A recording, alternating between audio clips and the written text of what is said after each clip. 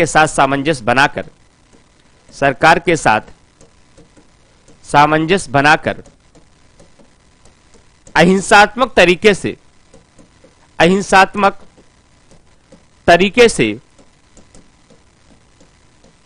इन साधनों को प्राप्त करने की बात करता है,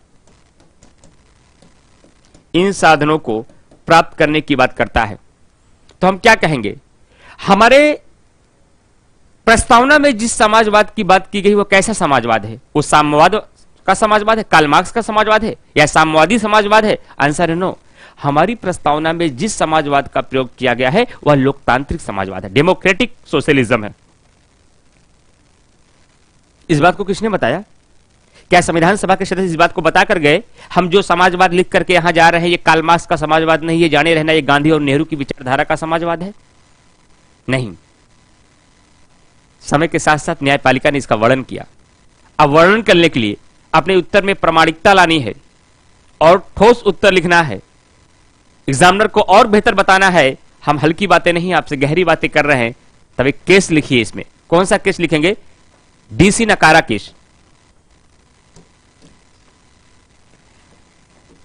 डीसी नकारा केस, डीसी नकारा केस 1982। इस केस में न्यायपालिका भी इस बात को स्वीकार करती है कि हमारी प्रस्तावना का जो समाजवाद है, शब्द पे ध्यान दीजिएगा, इसे कोट करना है आपको। हमारी प्रस्तावना को जो समाजवाद है वह कार्ल मार्क्स और गांधी और नेहरू की विचारधारा का मिश्रण है। जो हमारी प्रस्तावना का समाजवाद है वह कार्ल मार्क्स और नेहरू और गांधी के समाजवाद का मिश्रण है। नेहरू और गांधी के समाजवाद का, गांधी के समाजवाद का मिश्रण है। क्या है? मिश्रण है। लेकिन यह गांधी के समाजवाद की ओर झुका हुआ है, गांधी और नेहरू की विचारधारा के समाजवाद की ओर, की विचारधारा के समाजवाद की ओर झुका हुआ है, की ओर झुका हुआ है। और जो परिभाषा यहां पर मैंने आपको बताई, डीसी नकारा केस में भी न्यायालय ने भी यही बात कही कि समाजवाद का तात्पर्य है, हमारी प्रस्तावना में जिस समाजवाद की बात की गई है वह एक लोकतांत्रिक समाजवाद है। और लोकतांत्रिक समाजवाद का तात्पर्य हुआ आय की असमानता को कम किया जाए, संपत्ति का समाजीकरण किया जाए, देश के संसाधनों का वितरण इस प्रकार से किया गया है ताकि पंक्ति में खड़े हुए अंतिम व्यक्ति तक उसकी पहुंच हो पाए, सभी लोगों के कल्याण की बात की जाए, विशेष रूप से वंचित तबकों के कल्याण की बात करें, जो हमारे समाज के पिछड़े हुए लोग हैं उनके कल्याण की बात की जाए, और आय की असमानता को कम करने की प्रयास की बात की जाए। और यही आपका एक लोकतांत्रिक समाजवाद का कंपोनेंट है। इसलिए हमारी प्रस्तावना में जिस समाजवाद का प्रयोग किया गया है वह कार्ल मार्क्स की विचारधारा से प्रभावित समाजवाद नहीं, बल्कि वह एक लोकतांत्रिक समाजवाद है जो गांधी और नेहरू की विचारधारा से प्रभावित समाजवाद है। यहां तक कि डीसी नकारा केस 1982 में भी न्यायालय ने यह मत प्रकट किया है कि हमारी प्रस्तावना का समाजवाद कार्ल मार्क्स का समाजवाद और नेहरू और गांधी की विचारधारा से प्रभावित समाजवाद का मिश्रण है जो गांधी और नेहरू की विचारधारा की ओर झुका हुआ है। उत्तर समाप्त।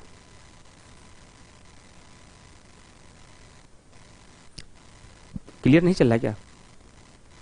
क्लास चल नहीं रही है? कमेंट क्या आ रहा है? एक बार कमेंट करके बताइए जो कुछ भी मैंने समझाया क्या आप लोग सुन पाए सारी बातों को? जितना कुछ भी मैंने आपको समझाया अभी ये सुन पाए, एकदम ऑडिबल और साउंड वीडियो सब कुछ क्लियर था? अगर सुन पाए थंब शो करिए और बताइए सब कुछ क्लियर है या नहीं, और समाजवाद एकदम स्पष्ट हो गया आपका? हाँ, लिखा जाएगा। असमानता को कम करने की बात लिखा ही जाएगा।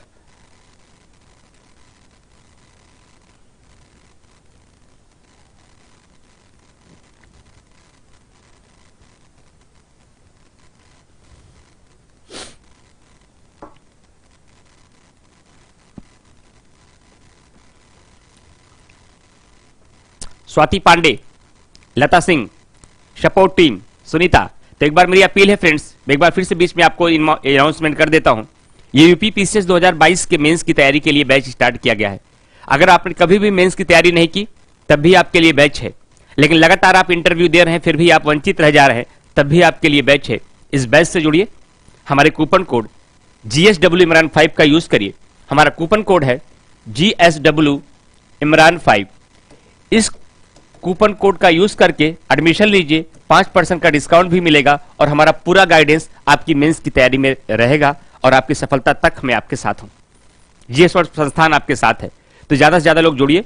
जो पुराने स्टूडेंट हैं उनके लिए 10% और एक्स्ट्रा डिस्काउंट है। जो फ्रेशर स्टूडेंट होंगे हमारा कूपन लगाएंगे तो 5%, और पुराने स्टूडेंट को 10% पुराने होने के नाते और 5% हमारे कूपन के यूज करने के लिए। तो हमारा कूपन GSW इमरान 5 है, इस कूपन कोड का यूज करिए और ज्यादा से ज्यादा लोग मेंस की क्लास से जुड़िए। आप लोग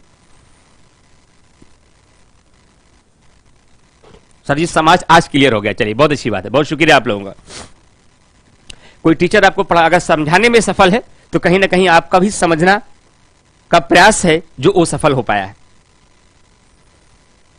दूसरा पॉइंट भी हमारा क्लियर हो गया। शब्द पे ध्यान दीजिएगा, संपूर्ण प्रभुत्व संपन्न समाजवाद। अगला शब्द है पंथ निरपेक्ष। अगला शब्द है पंथ निरपेक्ष, सेकुलरिज्म। पंथ निरपेक्ष, पंथ निरपेक्षता का तात्पर्य क्या हुआ, क्या कॉन्सेप्ट इसका है? इसका तात्पर्य होगा राज्य का कोई राजकीय धर्म नहीं होगा। राज्य का कोई राजकीय धर्म नहीं होगा। आपके पास तुरंत सवाल आ गया, क्या राज्य, राज्य का मतलब यहां सरकार है, क्या राज्य धर्म विरोधी होगा या धर्म का सहयोग करेगा या धर्म से तटस्थ रहेगा या धर्म से तटस्थ रहेगा? अगर भारत एक पंथ निरपेक्ष देश है तो क्या देश का कोई राजकीय धर्म होगा? इसका अर्थ पंथ निरपेक्षता का पहला कॉन्सेप्ट है राज्य का कोई भी राजकीय धर्म नहीं होगा, जैसे कि पाकिस्तान का है, जैसे कि पाकिस्तान का है, जैसे कि सऊदी अरब का है, जैसे कि श्रीलंका का है। हमारे देश का कोई भी राजकीय धर्म नहीं है, और राजकीय धर्म न होने के मामले अगर भारत पंथ निरपेक्ष है, धर्म का क्या विरोध करता है क्या ये? अगर भारत धर्म का विरोध करता, भारत राज्य धर्म का विरोध करता, तो अनुच्छेद 25 से 28 के बीच हमें धार्मिक स्वतंत्रताएं प्रदान न होती, हमें धार्मिक स्वतंत्रताएं प्रदान न होती। और धार्मिक स्वतंत्रताएं मिलने से का सीधा सा मतलब है कि राज्य धर्म का विरोध नहीं करता है। क्या राज्य धर्म का सहयोग करता है? राज्य धर्म का सहयोग भी नहीं करता है। अगर सहयोग करेगा तो इसका मतलब है कि वह किसी एक विशेष धर्म का बढ़ावा कर रहा है। धर्म के मामले में क्या होगा? तटस्थ होगा। तटस्थ होने का मतलब न तो सहयोग करेगा, न तो सहयोग करेगा, न ही विरोध करेगा, बल्कि उनको धार्मिक स्वतंत्रताएं देगा, धार्मिक स्वतंत्रताएं देगा और अपनी नीतियों में, शब्द पे ध्यान दीजिएगा, ये मेन कॉन्सेप्ट है, और अपनी नीतियों में को बनाते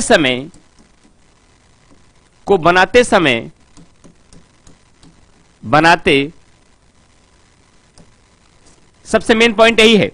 और अपनी नीतियों को, अपनी योजनाओं को बनाते समय वह धर्म के प्रभाव से परे होगा, वह धर्म के प्रभाव से परे होगा। इसका मतलब राज्य का देश के भीतर अपने नागरिकों के लिए, अपने देश के विकास के लिए जो कुछ भी निर्णय लिया जाएगा उसमें धर्म का प्रभाव नहीं रहेगा। किसी धर्म के विशेष के लिए कोई विशेष कार्य वह नहीं करेगा, सभी धर्मों के लिए वह एक समान रूप से काम करेगा।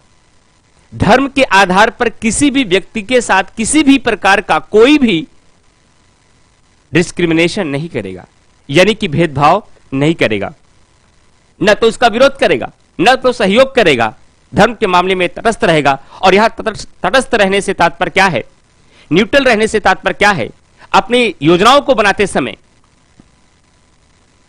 अपने कानूनों को बनाते समय, अपनी नीतियों को बनाते समय धर्म के प्रभाव से परे होगा, उसके ऊपर कोई धार्मिक निर्णय नहीं होगा, उसके द्वारा लिया गया किसी भी निर्णय में धर्म का प्रभाव नहीं होगा। किसी भी व्यक्ति के द्वारा कोई भी ऐसा टैक्स, कोई भी ऐसा दबाव नहीं किया जाएगा जिससे आने वाले पैसे का प्रयोग किसी एक विशेष धर्म के लिए किया जाए। यह मूल अधिकार के आर्टिकल 27 में भी आपको मिलेगा। यहां तक कि वह अपने अधिकार संविधान के माध्यम से आपको धार्मिक स्वतंत्रताएं प्रदान करेगा। लेकिन हां, अगर वह सर्वधर्म समभाव की नीति से, अगर वह सर्वधर्म समभाव की नीति से कोई कार्य करना चाहे, कोई कार्य करना चाहे तो वह धर्म का सहयोग कर सकता है, तो वह धर्म का सहयोग कर सकता है। अब आपके मन में सवाल आया होगा, सर आपके लेक्चर में एक विरोधाभास मिल रहा है हमें। हम पूछेंगे किस बात का विरोधाभास मिल रहा है, तो आप कहेंगे सर अभी कुछ देर आपने कहा कि राज्य धर्म का सहयोग नहीं करेगा, और आप यहां लिख रहे हैं राज्य सर्वधर्म समभाव की नीति से किसी भी धर्म को वह सहयोग कर सकता है। यह कैसा विरोधाभास आपके लेक्चर में दिख रहा है? आपके दो शब्दों में कंट्राडिक्टरी क्यों दिख रही है? कंट्राडिक्टरी नहीं है, यह एक शब्द का प्रयोग किया गया जिसका मतलब है सर्वधर्म समभाव, मतलब सभी धर्मों के कल्याण के लिए वह कुछ धार्मिक सहयोग कर सकता है, लेकिन किसी एक विशेष धर्म को उत्थान के लिए भारत सरकार के खजाने से 1 रुपया भी खर्च नहीं कर सकता। तो सर्वधर्म समभाव की नीति का मतलब क्या हुआ सर? जहां एक ओर वह मुसलमानों के लिए हज सब्सिडी की व्यवस्थाएं करता है, वहीं दूसरी ओर हिंदू धर्मों के लोगों के लिए अमरनाथ यात्राएं की व्यवस्था कर सकता है। माघ मेले में फ्री ऑफ कॉस्ट परिवहन के साधन उपलब्ध करा सकता है, लेकिन यह अमरनाथ की यात्राओं की सुविधा देना, फ्री ऑफ कॉस्ट परिवहन के साधन उपलब्ध कराना, हज सब्सिडी के लिए मुसलमानों को कुछ विशेष छूट प्रदान करना, यह किसी एक विशेष धर्म के विकास की बात नहीं, बल्कि सर्वधर्म समभाव की नीति से सभी धर्मों के विकास के लिए वह कुछ विशेष कार्य कर सकता है। यह समाजवाद, यह हमारे पंथ निरपेक्षता का उल्लंघन नहीं है, यह है पंथ निरपेक्ष। स्वाति पांडे, एमपी पीसीएस के नोटिफिकेशन आ गया है, जीएस वर्ल्ड की पूरी टीम लग चुकी है एमपी पीसीएस के मटेरियल पे, एमपी पीसीएस के कोर्सेज पे, एमपी पीसीएस की फैकल्टी पर, कैसे कैसे क्या करना है, पिछली बार के बैचेस में क्या कमी रह गई, इस बार क्या सुधार करना है, प्लान स्टार्ट हो गया है। लेकिन अभी बैचेस बहुत ज्यादा हैं, तो अभी कोई न्यू बैच नहीं लॉन्च किया जाएगा, लेकिन जल्दी ही उस पर कोई ना कोई प्रोग्राम आपके बीच आ जाएगा। और जितने भी साथी नए जुड़े हैं क्लास में हमारे, एक बात का ध्यान दीजिएगा, यूपी पीसीएस 2021 का भी बैच चल रहा है, समान हिंदी का समीक्षाधिकारी का मेंस, समान हिंदी का पीसीएस का भी बैच चल रहा है, सृजन एनसीईआरटी का सबसे टॉप मोस्ट बैच आपका चल रहा है, जिसमें अभी हमारी क्लास इंडियन पॉलिटी उसमें बाकी है, अभी आपकी ज्योग्राफी और साइंस की क्लास स्टार्ट की गई है। तो किसी भी बैच में एडमिशन लेने के लिए GSW इमरान 5 कूपन कोड का यूज करिए, एडमिशन लीजिए और अपने सपनों की तरफ आगे बढ़िए।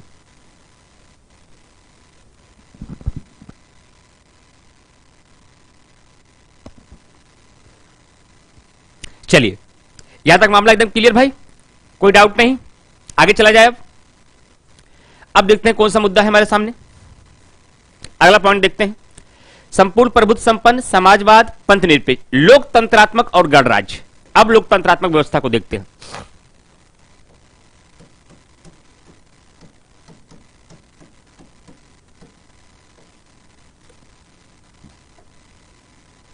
लोकतंत्रात्मक, डेमोक्रेटिक, डेमोक्रेटिक, अगर डेमोक्रेटिक की बात करें फ्रेंड्स तो ध्यान रखिएगा, डेमोक्रेटिक को समझने के लिए पहले आपको यह समझना पड़ेगा, अगर एक लोकतंत्र है तो दूसरा पक्ष कौन सा है?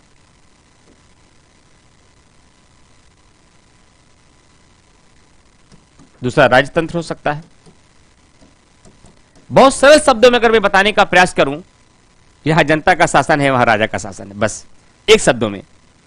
यहां राजतंत्र में राजा का शासन है और लोकतंत्र में जनता का शासन है।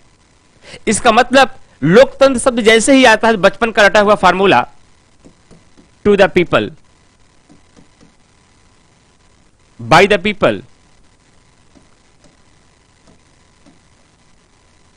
एंड फॉर द पीपल, यह स्टेटमेंट आपके दिमाग में सामने तुरंत आ जाता होगा। एंड फॉर द पीपल, जिसका तात्पर्य हुआ जनता का, जनता के द्वारा, जनता के लिए शासन। इसका मतलब है कि लोकतंत्रात्मक देश का मतलब यह हुआ जहां अंतिम शक्ति, अंतिम पावर राजनीतिक शक्तियां केंद्र में नहीं, राजनीतिक शक्तियों का विकेंद्रीकरण इस प्रकार है जिसका अंतिम शक्ति जनता के पास होगी। लेकिन जनता उस राजनीतिक शक्तियों के प्रयोग के आधार पर, लोकतंत्र दो प्रकार का है, एक होता है डायरेक्ट डेमोक्रेटिक, एक होता है इनडायरेक्ट डेमोक्रेटिक। तो लोकतंत्र के दो प्रकार हैं आपस में। किस आधार पर है वो मैं आपको समझाता हूं। मैंने कहा एक है आपका डायरेक्ट डेमोक्रेटिक,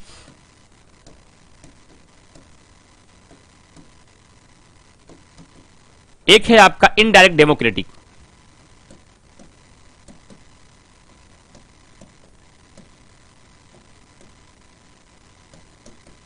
इसको कहा जाता है प्रत्यक्ष लोकतंत्र।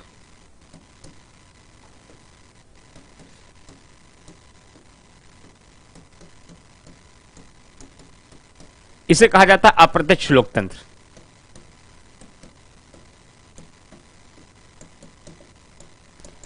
अगर भारत में लोकतंत्र है, राजतंत्र नहीं है, इसका मतलब अंतिम शक्ति जनता के हाथ में है। लेकिन जनता के हाथ में जो ये राजनीतिक शक्तियां हैं, क्या जनता इन राजनीतिक शक्तियों का प्रयोग डायरेक्ट करती है या अपने प्रतिनिधियों के माध्यम से करती है? आप कहेंगे नहीं सर, हमने तो अपनी राजनीतिक शक्तियों का प्रयोग नहीं किया, लेकिन हां, अपनी ताकतों का प्रयोग हम विधानसभा में विधायक चुनकर भेज देते हैं, सांसद चुनकर भेज देते हैं और कहते हैं जाइए, दे दिया पावर आपके हाथ में, निभाइए अपनी हमारी ताकत, हमारी तरफ से नेतृत्व करिए, अब हम चलेंगे खेती का काम करेंगे, हम कृषि प्रधान देश में हैं, इतनी फुर्सत हमारे पास नहीं है, आप लोगों को चुनकर भेज दिया, अब चलाइए देश आप लोग। इसका मतलब यह है कि लोकतंत्र में अंतिम शक्ति जनता के पास होती है, लेकिन जनता के प्रयोगों के आधार पर लोकतंत्र को दो भागों में बांटा गया है। अगर जनता अपने शक्तियों का प्रयोग डायरेक्ट करेगी तो प्रत्यक्ष लोकतंत्र कहलाएगा। अगर जनता अपनी शक्तियों का प्रयोग डायरेक्ट न करके अपने प्रतिनिधियों के माध्यम से करेगी, उसे आप प्रत्यक्ष लोकतंत्र कहलाएगा। और हमारे देश की इतनी बड़ी जनसंख्या में यह संभव नहीं था कि प्रत्यक्ष लोकतंत्र को अपनाया जाए, बल्कि स्विट्जरलैंड में अपनाया गया है। लेकिन भारत ने प्रत्यक्ष लोकतंत्र को नहीं अपनाया, बल्कि अप्रत्यक्ष लोकतंत्र को अपनाया, जिसका तात्पर्य यह हुआ कि भारत की जनता अपनी शक्तियों का प्रयोग स्वयं से नहीं बल्कि अपने प्रतिनिधियों के माध्यम से करती है। इसलिए कई बार कुछ नए विधिवेत्ताओं ने भारतीय लोकतंत्र को प्रतिनिधि मूलक लोकतंत्र की भी संज्ञा दी। शब्द पे ध्यान दीजिएगा, प्रतिनिधि मूलक लोकतंत्र की भी संज्ञा दी, लोकतंत्र की भी संज्ञा दी। इसी को कहा जाता है रिप्रेजेंटेटिव डेमोक्रेटिक, रिप्रेजेंटेटिव डेमोक्रेटिक।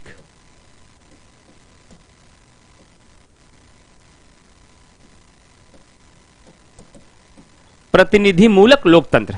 तो पहले भारत का लोकतंत्र कैसा लोकतंत्र है? अप्रत्यक्ष लोकतंत्र है। अप्रत्यक्ष लोकतंत्र क्यों कहा जा रहा है? क्योंकि भारत की जनता लोकतंत्रात्मक व्यवस्था में अपनी शक्तियों का प्रयोग डायरेक्ट नहीं बल्कि अपने प्रतिनिधियों के माध्यम से करती है। इसीलिए इसे अप्रत्यक्ष लोकतंत्र, और जो अपने प्रतिनिधियों के माध्यम से करती है, इसीलिए इसे रिप्रेजेंटेटिव डेमोक्रेटिक या फिर प्रतिनिधि मूलक लोकतंत्र की भी संज्ञा दी जाती है। तो कई बार प्रीलिम्स में भी सवाल आ जाता है कि भारत में कैसा लोकतंत्र है। कई लोग जवाब देते हैं प्रत्यक्ष लोकतंत्र। प्रत्यक्ष लोकतंत्र का तात्पर्य हो जाएगा कि भारत की जनता अपनी शक्तियों का प्रयोग डायरेक्ट कर रही है, जबकि ये बात सच नहीं है। भारत की जनता अपनी शक्तियों का प्रयोग डायरेक्ट नहीं बल्कि अपने प्रतिनिधियों के माध्यम से कर रही है। हमें अपने राष्ट्राध्यक्ष को ही चुनना होता है।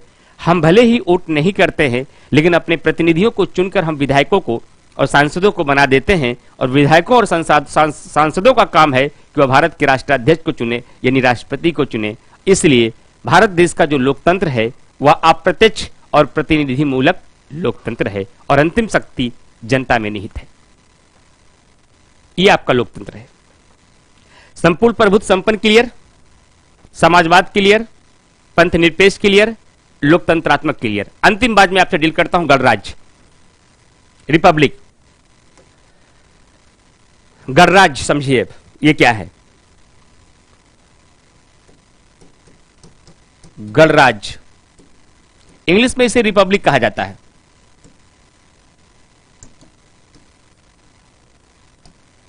इसका कॉन्सेप्ट क्या है? गणराज्य का पहला कॉन्सेप्ट यह है, जिस देश का राष्ट्राध्यक्ष इंग्लिश में कह सकते हैं state of head, state of head, वंशानुगत ना होकर के, वंशानुगत ना होकर के क्या होता हो? निर्वाचित होता हो। निर्वाचित दो तरीके से हो सकता है। वह प्रत्यक्ष निर्वाचन भी हो सकता है, प्रत्यक्ष निर्वाचन भी हो सकता है, और अप्रत्यक्ष निर्वाचन हो सकता है। अप्रत्यक्ष निर्वाचन भी हो सकता है। इसका मतलब ऐसा कोई भी राष्ट्र जिसका राष्ट्राध्यक्ष स्टेट ऑफ हेड यानी कि प्रेसिडेंट ऑफ इंडिया वंशानुगत ना होकर, हेरिडेटरी ना होकर के निर्वाचित होता है, और यह इसका निर्वाचन प्रत्यक्ष भी हो सकता है और अप्रत्यक्ष भी हो सकता है। सवाल उठता है, भारत वंशानुगत है या गणतंत्र? जरा देख कर देखिए, भारत का राष्ट्रपति रामनाथ कोविंद जी के दादा भी क्या राष्ट्रपति ही थे? क्या भविष्य में रामनाथ कोविंद जी के बेटे भी राष्ट्रपति होंगे? अगर ऐसा नहीं है, इसका मतलब हमने वंशानुगत व्यवस्था को नहीं अपनाया है, हमने हेरिडेटरी सिस्टम को नहीं अपनाया है, हमने रिपब्लिकन को अपनाया है। रिपब्लिकन का तात्पर्य हुआ कि हमारे देश का जो राष्ट्राध्यक्ष होगा वह वंशानुगत नहीं होगा, राजा का बेटा राजा नहीं बनेगा, बल्कि यहां जिसे जनता चाहेगी वो बनेगा।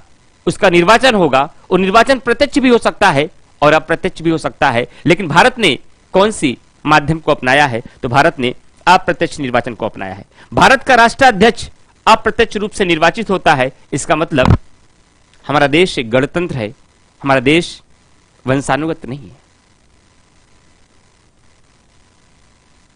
बात ऐसा क्लियर हुई? अब आपके मन में एक सवाल आया होगा, सर क्या एक ही पहचान है गणतंत्र की? गणतंत्र का एक ही कॉन्सेप्ट है, इसके अंतर्गत और भी कोई कंपोनेंट या पैरामीटर्स नहीं है? दूसरा पैरामीटर बहुत गहरा है। पहले पैरामीटर की जानकारी सबको होती, सब लोग इसका आंसर बता देते हैं आपको। ऐसा राज्य जिसका राष्ट्राध्यक्ष वंशानुगत ना होकर के निर्वाचित होता है, ऐसा राज्य को गणतंत्र कहा जाता है। लेकिन एक दूसरा कॉन्सेप्ट इसमें देखिए, इसका दूसरा कॉन्सेप्ट कहता है ऐसा राष्ट्र या ऐसा देश जहां किसी भी व्यक्ति को विशेषाधिकार न प्राप्त हो। कॉन्सेप्ट के एकदम जड़ में जाइए। विशेषाधिकार का मतलब होता है प्रिविलेजेस, मतलब किसी व्यक्ति को प्रिविलेजेस न प्राप्त हो, विशेषाधिकार न प्राप्त हो। विशेषाधिकार का तात्पर्य क्या हुआ सर? मतलब कोई भी संवैधानिक या राजनीतिक पद, कोई भी संवैधानिक या राजनीतिक पद किसी के लिए आरक्षित ना हो, किसी विशेष वर्ग के लिए आरक्षित ना हो, तो फिर कैसे हो सर? बल्कि किसी भी पद पर, किसी भी पद पर,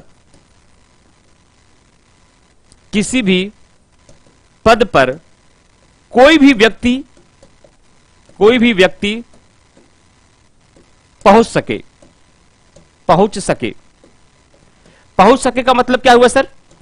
पहुंच सके का मतलब यह हुआ कि जितने भी राजनीतिक और संवैधानिक पद हैं, जितने भी राजनीतिक और संवैधानिक पद हैं वह सभी व्यक्तियों के लिए खुले हों, वह सभी व्यक्तियों के लिए खुले हों। इसका मतलब है ऐसा देश गणराज्य है। तो गणराज्य का मतलब क्या हुआ? ऐसा देश जिसका राष्ट्राध्यक्ष वंशानुगत ना होकर के निर्वाचित होता हो, चाहे प्रत्यक्ष या अप्रत्यक्ष। ऐसा देश जहां पर कोई भी राजनीतिक, कोई भी संवैधानिक पद के लिए किसी भी व्यक्ति को, किसी भी वर्ग को, किसी भी समूह को, किसी भी पद को कोई विशेषाधिकार न प्राप्त हो, बल्कि कोई भी संवैधानिक और राजनीतिक पद सभी व्यक्तियों के लिए खुला हो। अपनी अपनी योग्यता के अनुसार जाइए, बैठ जाइए वहां पर, चाहे वो आईएएस का पद हो, चाहे पीसीएस का, चाहे देश के राष्ट्रपति का पद हो या प्रधानमंत्री का, सांसद हो या विधायक, जो भी बनना हो हर व्यक्ति बन सकता है। बस उसके एलिजिबल हो जाइए, उसके योग्य हो जाइए। क्या किसी ने कहा कि नहीं, आईएएस के पदों को लिए केवल खास वर्गों को बैठाया जाएगा, अन्य वर्ग के लोग इसमें नहीं आएंगे। देश का प्रधानमंत्री केवल कोई खास व्यक्ति बन सकता है, खास वर्ग के लोग बन सकते हैं, खास समूह के लोग बन सकते हैं, खास धर्म के लोग बन सकते हैं। या कहा गया जिसे भी लोकसभा में बहुमत प्राप्त हो जाएगा भारत का राष्ट्रपति, उसे प्रधानमंत्री बना सकता है। यह है आपका गणतंत्र, यह है रिपब्लिकन। अपनी योग्यता के आधार पर सभी पद आपके लिए खुला हूं। तो पहला कॉन्सेप्ट यह है और दूसरा कॉन्सेप्ट यह है, और इसी दोनों के आधार पर आपको उत्तर लिखते हुए आगे बढ़ना है। अब भारत की प्रस्तावना के अकॉर्डिंग हमारे संविधान की प्रकृति समाप्त हो गई और हम 5 सवालों का जवाब लिखने के लिए तैयार हो गए। चाहे समाजवाद पूछा जाएगा, चाहे पंथनिरपेक्ष पूछा जाएगा, चाहे लोकतंत्रात्मक पूछा जाएगा, चाहे गणराज्य पूछा जाएगा, चाहे संपूर्ण प्रभुत्व संपन्नता पूछी जाएगी, या पूरे प्रस्तावना के माध्यम से हमारे संविधान की प्रकृति या नेचर पूछा जाएगा। हम पीछे नहीं हटेंगे, आराम से आंसर लिख देंगे। जिसका जिसका रिलेशन पूछा जाएगा हम रिलेशन को भी बता देंगे। एक बार कमेंट करके सारे लोग बताइए, क्या पूरे संविधान की प्रकृति प्रस्तावना के अकॉर्डिंग एकदम क्लियर हो गई? तो मैं आगे बढ़ता हूं।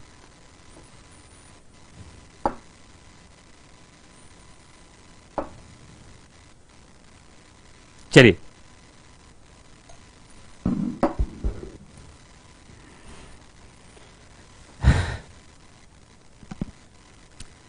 Dwivedi science corner. मेंस मुश्किल नहीं है, मेंस धैर्य का खेल है। अभी प्रीलिम्स का फैक्ट चलता होता तो 500 बच्चे बड़े आराम से क्लास पढ़ते रहते, लेकिन यहां विश्लेषण चल रहा है।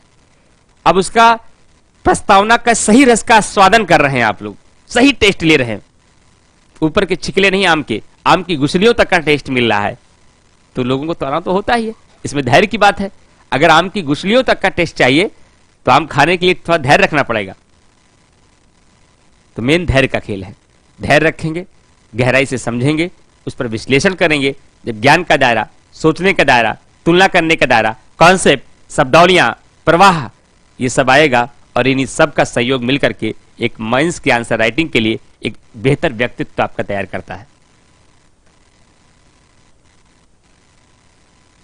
चलिए, अब आपको दिखा देते हैं हम लोग अपने पड़ाव पे, अपने फ्रेमिंग के माध्यम से कहां तक पहुंच चुके हैं। एक बार चेक कर लेते हैं। तो मैंने आपको संविधान के स्रोत का परिचय बता दिया, भारतीय राज्य व्यवस्था की प्रकृति का परिचय जो सबसे बड़ा मुद्दा था वो बता दिया। अब संविधान के उद्देश्यों का परिचय।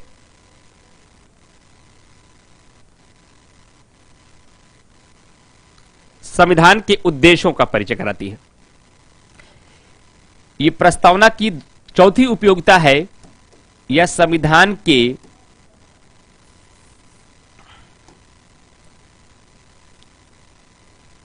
संविधान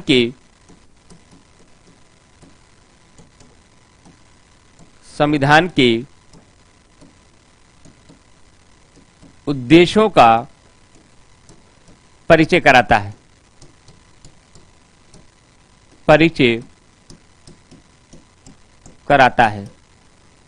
और उद्देश्य के तहत ये क्या बताता है, जरा ध्यान से सुनिएगा, मैं फ्रेमिंग कर रहा हूं। ये उद्देश्य के तहत बताता है कि हमारा संविधान की कौन कौन से न्याय की बात करता है। हमारे संविधान में कैसी स्वतंत्रता है, हमारे संविधान में कैसी समानता है, हमारे संविधान में भ्रातृत्व की भावना कैसे होगी, हमारे देश में एकता और अखंडता का क्या उद्देश्य होगा। एकता